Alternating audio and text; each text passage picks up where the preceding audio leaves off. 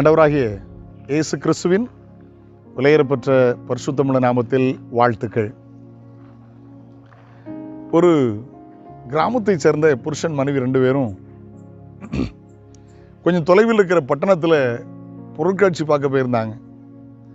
நானும் சின்ன வயதில் பல பொருட்காட்சி பார்த்த ஞாபகம் உண்டு. மாலை நேரத்தில் வண்ண வண்ண கலர் விளக்குகள் ரொம்ப நல்லா இருந்துச்சு. நல்ல தின்பண்டங்கள், பார்க்க முடியாத மார்க்கெட்டில் பார்க்க முடியாத புதிய சாதனங்கள், இதெல்லாம் பார்த்து மகிழ்ச்சி அடைந்து சாப்பிட்டு சில பர்ச்சேஸ் பண்ணிட்டு டவுன் பஸ்ஸில் அவங்க கிராமத்துக்கு போயிட்டு இருந்தாங்க.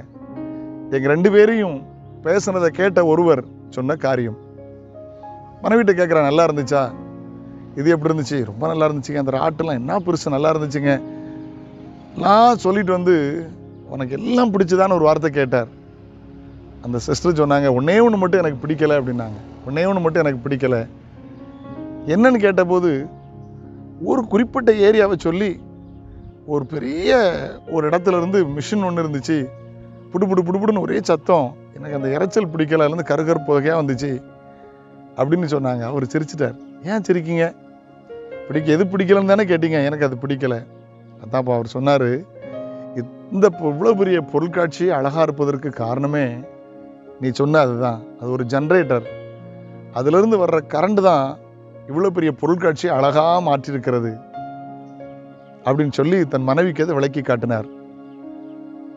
இன்னைக்கு கவனிங்க, சுகம், பலன், சமாதானம், சந்தோஷம், ஆரோக்கியம், ஐஸ்வர்யம் எல்லாவற்றையும் கர்த்தர் எங்கே வச்சிருக்கிறார் தெரியுமா? பரிசுத்த ஆவியானவருக்குள் வைத்திருக்கிறார்.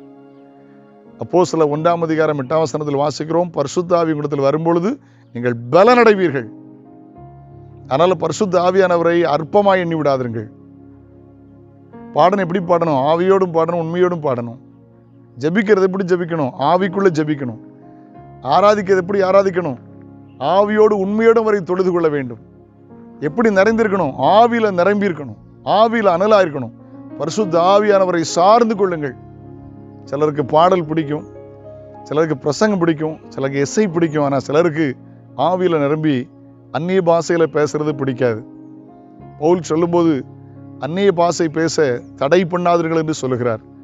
ஆவியில நிரம்பி தேவனோடு, பரிசுத்த ஆவியில நிரம்பி அந்நிய பாஷையில ஜெபியுங்கள். அந்நிய பாஷையில் பேசுகிறவன் தேவனோட ரகசியங்களை பேசுகிறான்.